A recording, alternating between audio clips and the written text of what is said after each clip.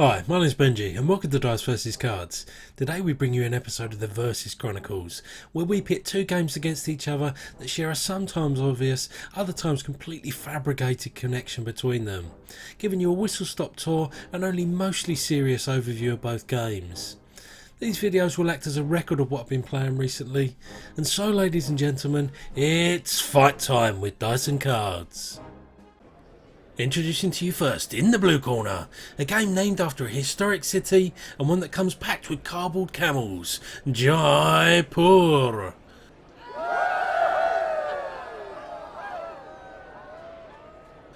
And now introducing to you, in the red corner, a game old enough in pretty much every country around the world to order a drink at the bar, Lost Cities.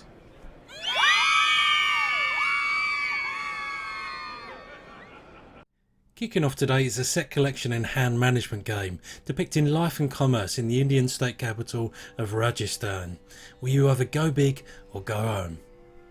There are only so many commodities up for grabs, each with varying degrees of value, and you have the simplest task each turn of picking up a card or trading multiple cards one for one with the marketplace.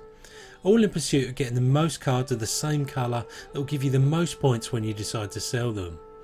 So far so good, and for a two-player trading game this hits a lot of the right notes. Putting aside it took me longer to figure out that the camels in your herd face up in front of you form an extension of your hand than it did to read the rules for the whole game. And no, I do not accept that that's just me being thick. Let's also take a moment as well to point out that these camels really do get short shrift here. Though I'm not sure I've ever met a camel in real life, had a connection with one, or otherwise given them a second thought in my day to day, but surely they're above being herded up and then sold like cattle, or, and I had to look this up, sold like camelos. Just for some silk or gold or blue cards. No wonder the camel on the front cover looks so pissed off at the trader. He's like, I thought we were pals for hump's sake. Anyway, I really do appreciate the tension that arises from you mentally begging your opponent not to take the card you really want. And it's that feeling that one card from the deck or one card your opponent puts down that can make or break one of your sales elevates what is ultimately also a very sound set of fundamentals on offer here. Games are fast paced and game length is similarly just about right. The push your luck element where you can hold out for a 5-card set, but the more you do that, the more you might be sacrificing your long-term goals, is one of the numerous reasons this game clicks. The less said about the Indian trader holding a globe-shaped American flag on the front of the rulebook the better, but I must admit I'm really digging playing this at the moment, and I suspect this will be a go-to two-player game for the foreseeable. We then move to a game I picked up criminally cheap, maybe because in this day and age in the cult of the new, even reprints can't stop a game from picking up dust on warehouse shelves.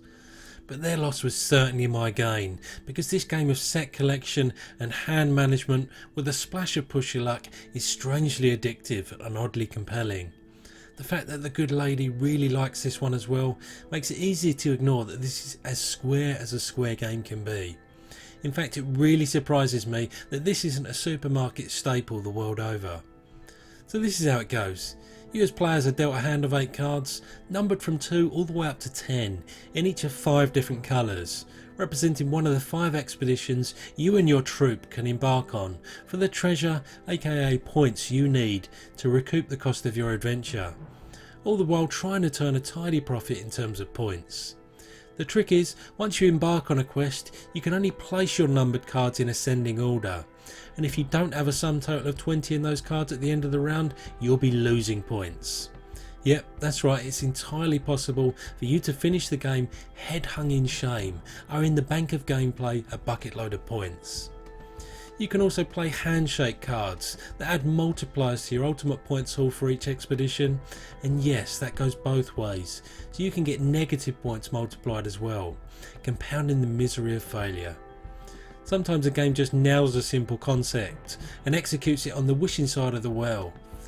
Now bless its cotton little socks, it tries to imprint a little bit of theme on there, giving each expedition its own name, but when you're playing it's just a bunch of coloured cards adjacent and on both sides of a board. Furthermore, the colours on the board could do with another coat of paint. There's very little dislike about this game. It simply boils down to how much stimulation, how much pleasure do you get from playing it, and so is it worth your time? For me, the fact that I get to sit down for a simple but tight card game with the good lady while she schools me in the fundamentals of playing and drawing cards means that I'm more than happy to get this to the table on the semi-regular. So it's exceedingly tough to pick a winner here on this date and at this time. But as I have a gun to my head right now, I shall call your name, Jaipur. There is next to nothing splitting these games in terms of quality. This boils down very marginally to gaming taste, and Jaipur simply has a teensy weensy bit more geek to it. Right up my alley.